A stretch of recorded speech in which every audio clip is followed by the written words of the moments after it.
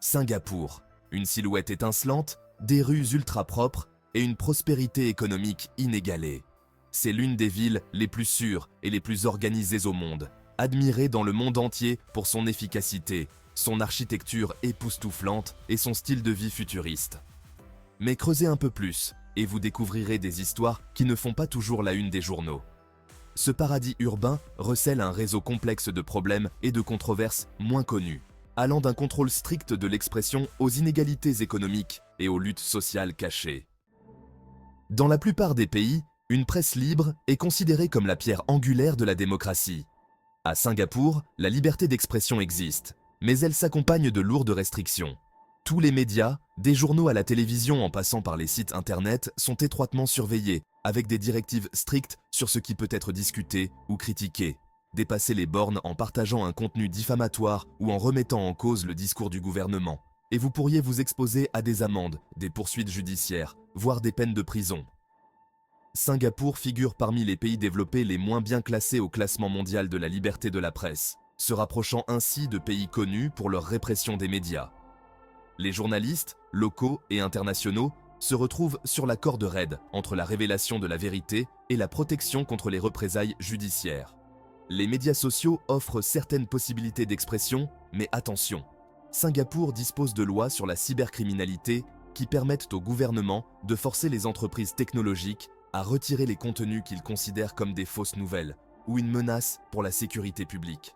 Le simple fait de partager une publication qui perturbe l'harmonie peut entraîner une enquête. Alors, pendant que vous faites défiler les photos parfaites d'Instagram de Marina Bay Sands, rappelez-vous que la façade brillante est soigneusement entretenue. Vous avez peut-être entendu dire que le chewing-gum est interdit à Singapour, sauf à des fins médicales. Oui, la ville est connue pour ses lois strictes. Ne jetez pas de déchets, ne traversez pas en dehors des passages piétons, ne mangez pas et ne buvez pas dans les transports en commun. Mais ce n'est pas tout. Le véritable choc réside dans les sanctions sévères infligées à Singapour, qui vont bien au-delà des amendes. À Singapour, le trafic de drogue est passible de la peine de mort automatique.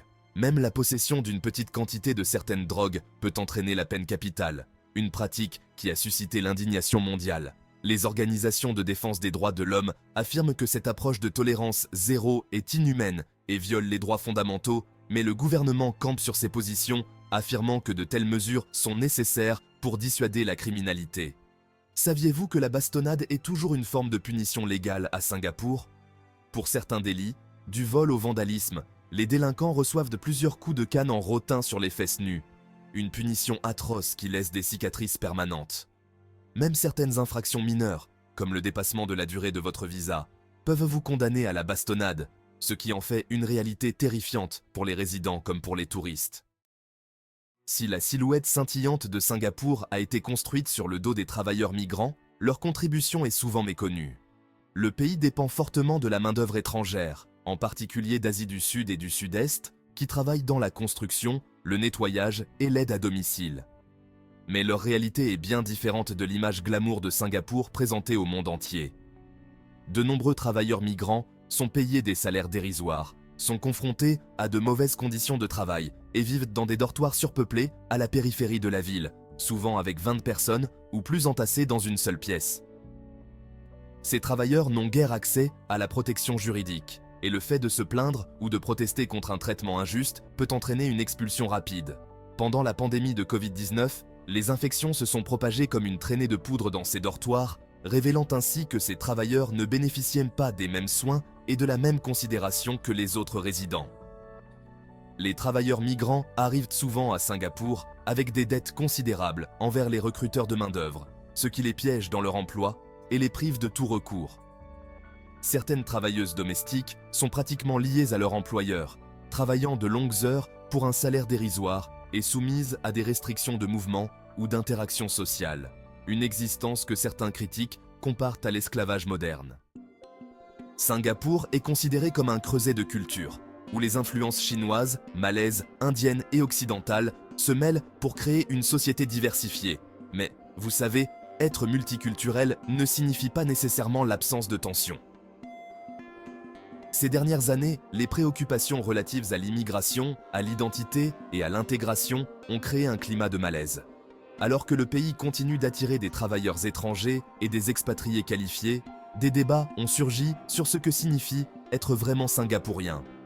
Certains habitants ont de plus en plus le sentiment que les talents étrangers prennent la place des citoyens, ce qui crée des tensions en matière d'emploi, d'éducation et de logement. Lors des élections de 2011, les politiques d'immigration sont devenues un sujet brûlant, mettant en évidence les difficultés à trouver un équilibre entre une économie florissante et la cohésion sociale. On attend de chacun qu'il s'intègre à une culture singapourienne commune, mais qu'advient-il des traditions et des coutumes des minorités ? Les efforts déployés pour promouvoir l'harmonie peuvent parfois donner l'impression d'une pression à la conformité, laissant certaines communautés avec le sentiment que leurs identités culturelles distinctes sont mises de côté ou sous-estimées. Les luxuriants Gardens by the Bay de Singapour et son architecture verte sont présentés comme des exemples parfaits de vie durable. La ville est souvent saluée pour son engagement en faveur de la verdure et de la conservation. Mais sous ce vernis vert se cachent des défis environnementaux qui font rarement la une des journaux.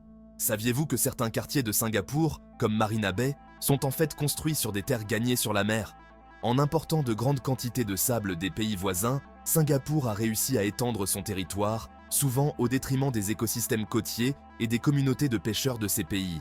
Ce processus a entraîné la destruction d'habitats marins et a même déclenché des tensions diplomatiques avec des voisins comme l'Indonésie et la Malaisie.